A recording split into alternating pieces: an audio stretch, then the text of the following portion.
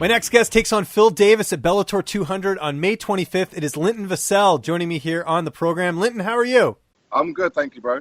Awesome. Well, first off, how excited are you to be a part of this card, Bellator 200 in the UK? It must be pretty cool to be, added to this card. Yeah, definitely. As I say, fighting back in hometown. I always love going back to my home country and actually fighting in front of people. So it's totally different from fighting over in the States, back home. So I can't wait. It's a big fight. Bellator 200 against Phil Davis. So I'm here to make a statement, definitely. Yeah, and I know you've lived in the States for the last couple of years, but are you expecting a lot of people out for this card? Have people been hitting you up for tickets? Yes, a lot of people have. So I know it's going to be a busy one. So I'm looking forward to seeing my friends and family out there. They're all coming to support me. So it's gonna be a big turnout. That's great. And of course, the last time we saw you fight was against Ryan Bader, and I know things didn't go your way in that one at Bellator 186. But you always learn more from a loss than a win. What did you sort of take away from that performance? You definitely do. One, obviously, I need to learn to start getting up. I did a few reversals, but it got to the point where I was against the cage. I knew what to do. I just didn't do it. So I've been drilling a lot of that, just sort of taking back from what, the mistakes I did make in there, and also taking some of the stuff that did work in there also. So, you definitely do learn from your losses. You do probably learn more, should I say. Yeah. And, of course, Ryan is fighting in the heavyweight tournament now. Were you ever offered a spot in that tournament? Because they've been pulling guys from light heavyweight as well for this tournament as well. Yes, I actually did get a message before me and Bader fought to say would I be interested in fighting heavyweight. So I think the way they were probably planning it was the winner would go into the heavyweight tournament. So I did get the call to say if I was interested. But yeah, as I say, because it didn't go my way, obviously they chose Bader, so I missed out. Interesting. Okay. Well, that's a good little tidbit there. So you haven't fought since November, and I know you would have probably liked to get in there a little bit sooner. Did you want this much time off, or was it a matter of just they didn't have the right fight for you? Yeah, it was more they didn't have anyone or the right fight. I wanted to jump back straight in there. I was looking at February. I was, obviously from a loss. And so I wasn't beat up too much either. So it wasn't like I was injured or anything. So I was ready to go straight back in there. But, I think this is the perfect fight. Back home also. So, we're only 4 weeks away anyway. So it is pretty much around the corner. This is a great fight. You're taking on Phil Davis, a UFC veteran, a former champion. How do you feel like you match up against him? I really do feel like I match up perfect. He's different to Ryan, and he's different to a lot of fighters that I've fought. So yeah, I've found some holes in his game that I'm definitely going to exploit. And I feel like this loss has definitely set a fire under me. So I'm raring to go. So I think we match up really good, and it's definitely going to be a great fight. Definitely tune in. And you come from a great camp, obviously out in Florida at Hard Knocks. You got a lot of really good training partners. Who are some of the main guys you get to work with? I know it's a pretty big gym, but is there anyone in particular you work more than others? Well, I've actually brought in Tyrone Fortune. Oh, nice. Okay. Yes. So he's going to be helping me for this fight. You can't really get much better than Tyrell. So he's going to be helping me get ready. The usual training partners like Vulcan, Rockhole, Steve Murray. One of my good pals, Garrett Fosdick. He's an amateur coming up to pro status. So he's been shooting all day long on me. So definitely watch out for him at some point. So yeah, I've got a good team behind me. So all I can say is May 25th, man, is going to be fucking awesome. Yeah. No, swear away. I'm Canadian, but you can swear all you want. It's all good with me. I don't mind. No PG here then. Yeah.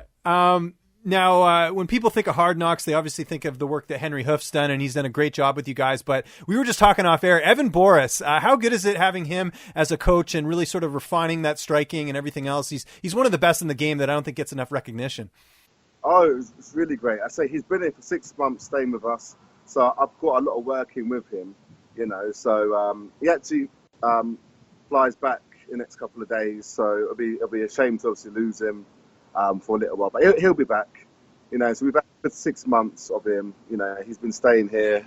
So he's been looking after me, getting me ready and stuff. So it's great. It's great having him here. And you mentioned this fight's a bit of a ways away. When does the weight cut process start for you? Is that sort of closer to fight time, or do you start dieting now? I started dieting 8 weeks ago. Well, not 8 weeks ago. Six. Well, even less. 4 weeks ago, to be honest. Strict. But I eat pretty clean anyway, so it just stepped up a level, and you know, I went more strict. And as I get closer, it'll get more and more. But yeah, just more eating clean and staying on top of my eating habits. I like to eat cheesecake, but I can't really right now, so I'll have to wait and then you know, celebrate with probably about two cheesecakes. Is that in your contract? Did you tell Bellator, you're like, look, I'll fight Phil Davis. We got to have some cheesecake in the locker room after the fight? You know what? I haven't. I might have to add that into my next one. Yeah, that's good thinking. Because you got to have the cheesecake ready. You can't just, because then you'll have to go look for it after the fight. That's a pain in the ass. Well, funny enough, I do buy it. I buy it ready. So when we make him weight, I'll go to the shop, buy all my groceries that I need. I'll bring back cheesecake. It stays in the fridge. And then I eat it on the weigh-in day, actually, and then I eat it the day after. So. See, this is a man with his priorities in order. This is good. Definitely, mate. That's top of the list. Yeah, you got to have that all mapped out. How do you see this fight unfolding on May 25th? I'm going to finish him. I'm going to be the guy to finish him. Seriously, like, you don't know how ready I am. Words can't describe how pumped and how ready I am for this fight. You know, so, and for me, I've got to make a statement. I don't go out the way I went out in the Bader fight. You know, he beat me, but I don't lose like that. I don't lose like that. So I've got some vengeance to come, and unfortunately, Phil Davis is the guy who's going to feel it. So, you know, I mean, I want that title, and I'm not fucking about. So I'm coming in there to bring the heat, and yeah, I'm gonna smash him up. As someone who's on this card, does it bother you at all that they put Cro Cop and Roy Nelson as the main event instead of the title fight, or does that not matter to you? Well, to be honest, I actually thought I was going to be in the main event, just being from the UK. Well, yeah, you're UK guy. What's going on with that? UK guy, you know, I just assumed I'd be the main event. I'm not even co-main. I'm actually the first fight, kicking the main event off. Sorry, the main card off. So at the end of the day, I'm just going to go in there and do my thing. At least I start the main card off with a bang. And then I get to watch everyone else, get to celebrate, get to see my friends and stuff. So it is what it is. But I'll be speaking to Bellator next time I'm in the UK, man. Yeah, they got to get you headlining a card because you got a big following out there, you know? That's right. Yeah. Maybe you could do a bit more pro wrestling, and that kind of brings me to the next point. We've seen a lot of sort of crossover with the MMA and pro wrestling. You know, Brock Lesnar fighting the UFC, and then we've had Ronda Rousey going. Are you paying attention to any of that at all? Do you watch any pro wrestling? I watch that all the time. I watch WrestleMania, so I did get to see Brock and Ronda Rousey. Hey, I'd love to get my fingers in there at some point. So, you know, after your career's over, really, you'd be interested? Oh, 100%. Okay. 100%. Have you? Yeah, I guess you've always been a fan, like growing up. Always, as a kid, I was watching like WrestleMania, I think 6 or whatever it was. Watching the Ultimate Warrior, Hogan, they were my boys, and as I got older, Stone Cold, and so on. So, I'm still a big fan. You know, I still do watch it. So yeah, I'd love to one day. Even if it's just go in there as someone's backup or something. You know how to have these... Yeah, get like a run-in or something, yeah. That'd be interesting. Even if I hit someone with a chair or something. Yeah, I like that. What would be... See, you have the whole, the Swarm, you know, character and everything. Would you translate that into wrestling, or would you want to be a different character? No, I'd be the Swarm. Okay. I'd be the Swarm. That's how people would know me, and, you know, that's me, the Swarm, so... I'd add it in. I'd add in a rear naked choke and then choke people out, you know, ankle lock. I've got wrestling moves ready, so okay. I'm just waiting for that call. Yeah, when it happens. What would you want to be, a babyface or a heel? What would be your preference? I do like the bad guy. So I'd be a heel, maybe turn babyface. We'll see, but yeah, I do like the heel look. Like, I'm a big Avengers fan, and I love Thanos. Like, the way Thanos was, that's me, man. Okay. I'll be keeping tabs on that. Is there like a favorite wrestler you have right now that you like watching compete? To be honest, it was like, as I say, it was Warrior back in the day. So you turned dark for some reason, and then it was Austin. Right now, I don't really have a favourite. I'm gonna have to say it's Brock because he's an MMA fighter and he's doing this thing. So other than that, yeah. You're doing your thing. It's coming up here, Bellator 200. This is a stack card. I can't wait for this. It's coming up on May 25th.